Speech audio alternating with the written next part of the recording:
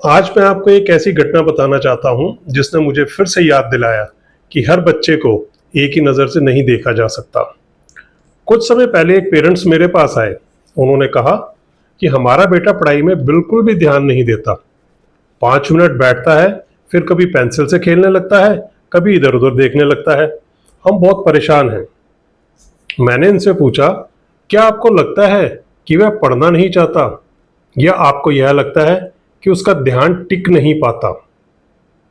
दोनों कुछ क्षण के लिए चुप हो गए। फिर मैंने बच्चे से बात की, सिर्फ 5 मिनट के लिए। उसकी आंखों में मुझे एक बात साफ साफ दिखाई दी। उसे पढ़ने से कोई परेशानी नहीं थी, उसे बार बार गलत समझे जाने से परेशानी थी। यहीं से मुझे लगा कारण को थोड़ा और गहराई से समझना चाहिए।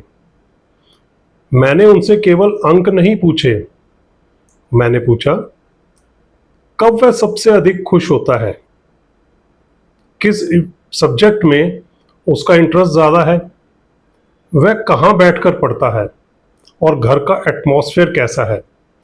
बच्चे के स्टडी प्लेस को हमेशा फिक्स रखना चाहिए। जो भी प्लेस उसके लिए, उसके सब्जेक्ट और इंटरेस्ट के लिए है, घर की वह जगह उसकी सिटिंग कैपेसिटी और कंसंट्रेशन को हेल्प करती है।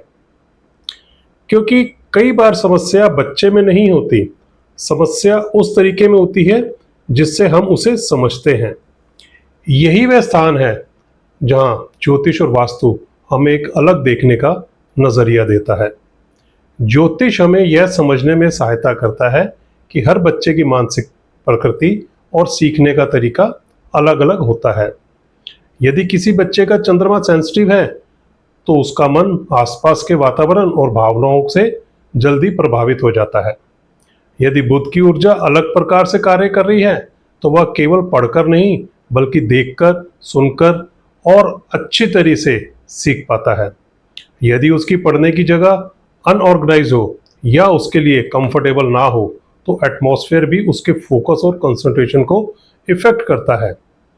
इसलिए मैं केवल अंक नहीं देखता, जब आवश्यकता होती है तब मैं बच्चे की जन्म कुंडली भी देखता हूँ।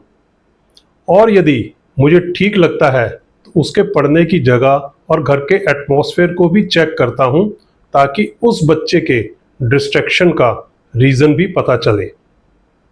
क्योंकि मेरा उद्देश्य केवल फ्यूचर प्रेडिक्ट करना ही नहीं है, मेरा उद्देश्य है बच्चे को बेहतर ढंग से समझना है, ताकि उसे और उसके पेरेंट्स को गाइड कर सकूं। हर बच्चे की प्रकृति अलग अलग होती है, इसलिए हर बच्चे की गाइडेंस भी अलग होनी चाहिए। अगर आपका बच्चे का पढ़ाई करते समय बार बार ध्यान भटकता है, तो सबसे पहले उसे बदलने की नहीं, उसे समझने की कोशिश कीजिए।